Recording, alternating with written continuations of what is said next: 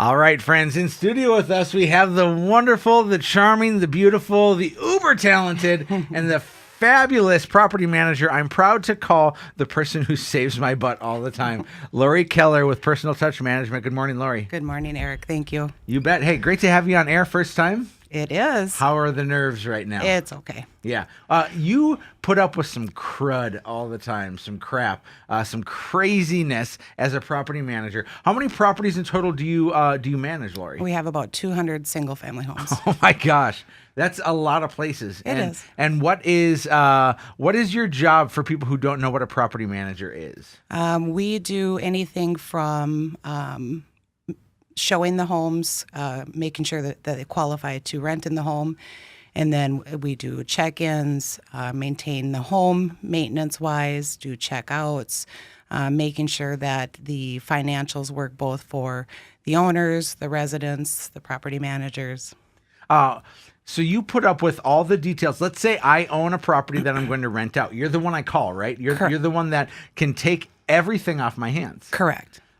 There's a lot of people out there, Laurie, that have said, I want to own property. It seems like a great idea, but I just don't want to deal with the hassle of it. The 3 o'clock in the morning phone calls. Yeah. How often does your phone ring at 3 in the morning? Several times a week. God bless you for doing what you do, because I don't have the patience, the tolerance, or the skill set to do what you do. Laurie, there are people out there right now who probably own properties, and they're maybe considering renting them out. What advice would you give somebody who's considering renting out a property? Boy, that's tough. A lot of it is going to depend on location, what their goals are out of that home. They need to remember that it's an investment, that it's not a instant money maker. No, it is not.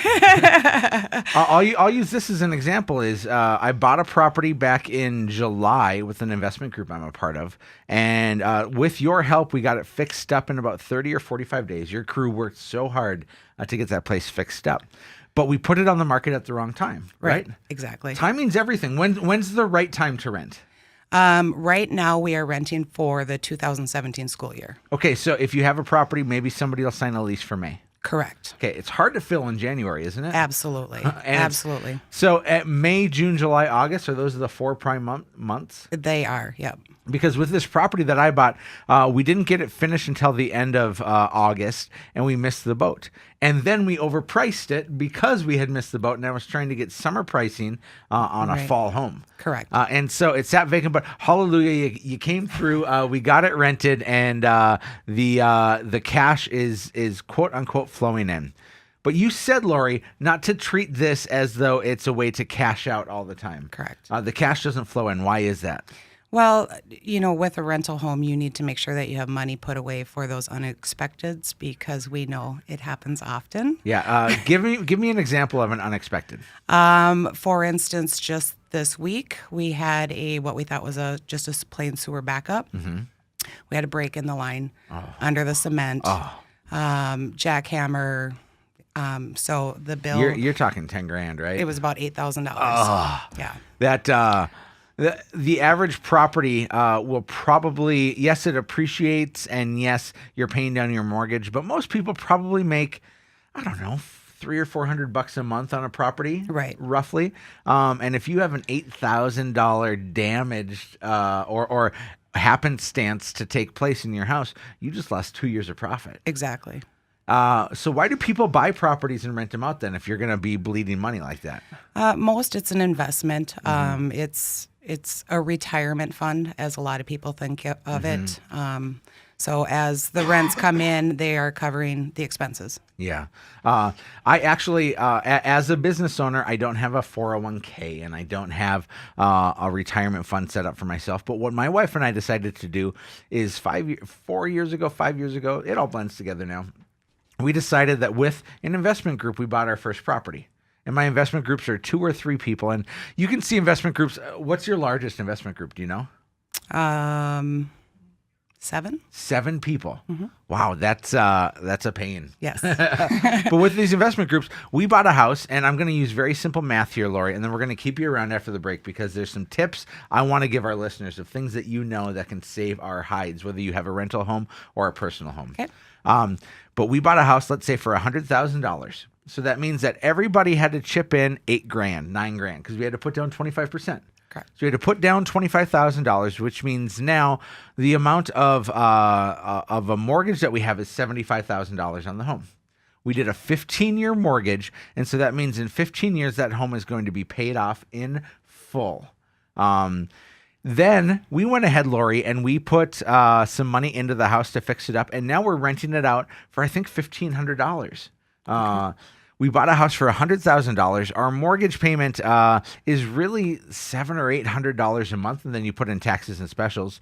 We're renting it out for $1,500, and even after all other fees, we're cash positive about $500 a month. That's $6,000 a year, and so in 15 years, if you take 6,000 times 15, math wizards out there, that puts us at $90,000. That $90,000, Laurie, and then we have the mortgage that's paid off. Right.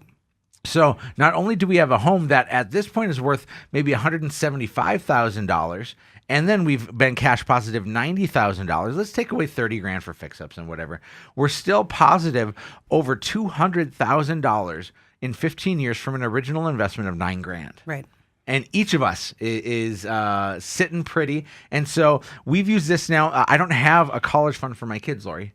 I have houses. Right. Exactly. And investment properties. And if anybody out there is listening, I'm convinced that Laurie and her team are going to work harder and smarter for you to get your places filled. And so if you want to contact Laurie, how do they do so? What's your cell phone? My cell is 701-388-0791. Or they can check out our website at ptmproperties.com. PTM, that's Personal Touch Management, ptmproperties.com. Laurie, stick around. I want to talk more. But in the meantime, head to livefargomoorhead.com. This is Real Estate Radio with Erik Hatch.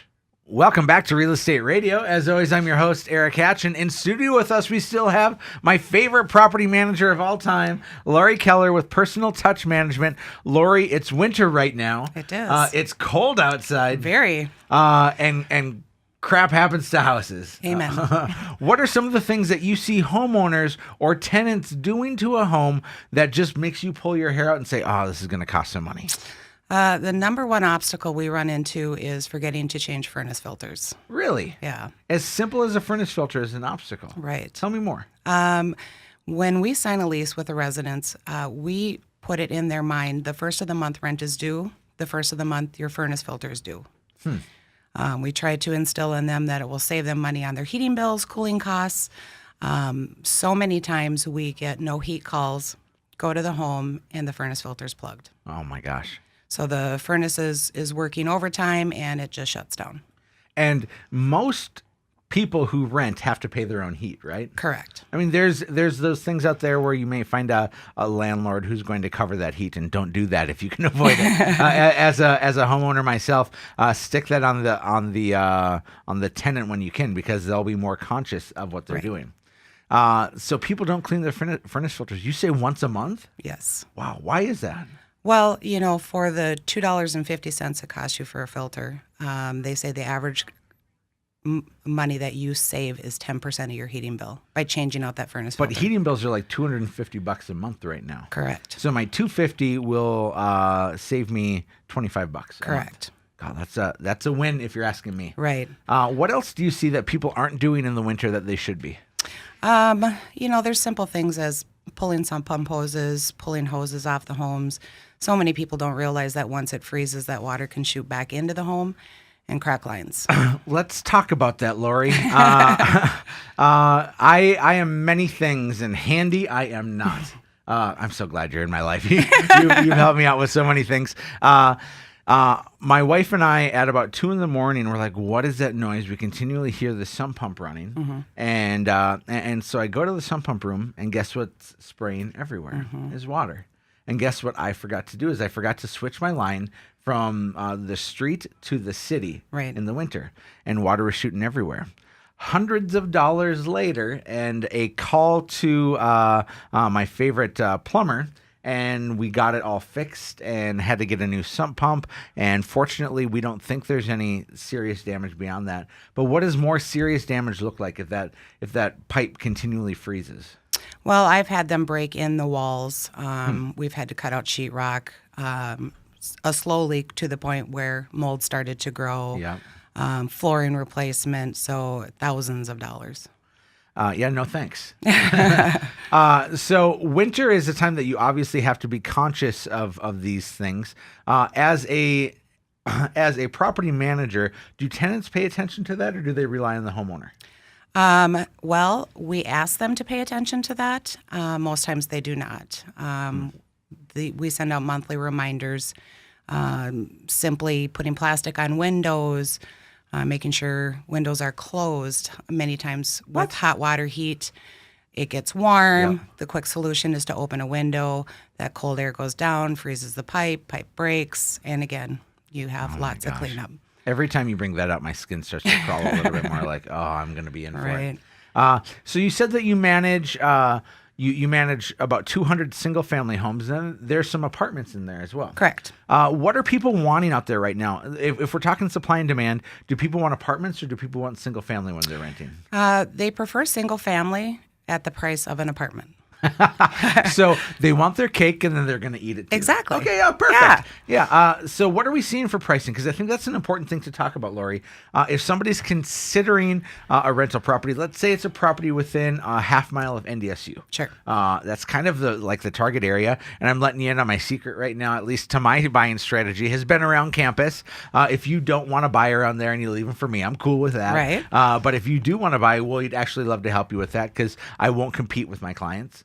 With that. But let's say it's a property about a half mile around NDSU. It is 4 bedrooms, 2 bathrooms, and 1 garage stall.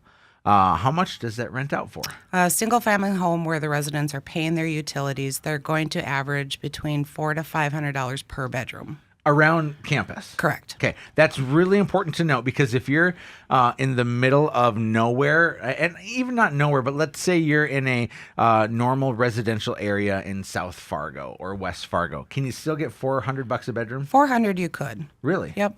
And it's going to depend on the home. Right.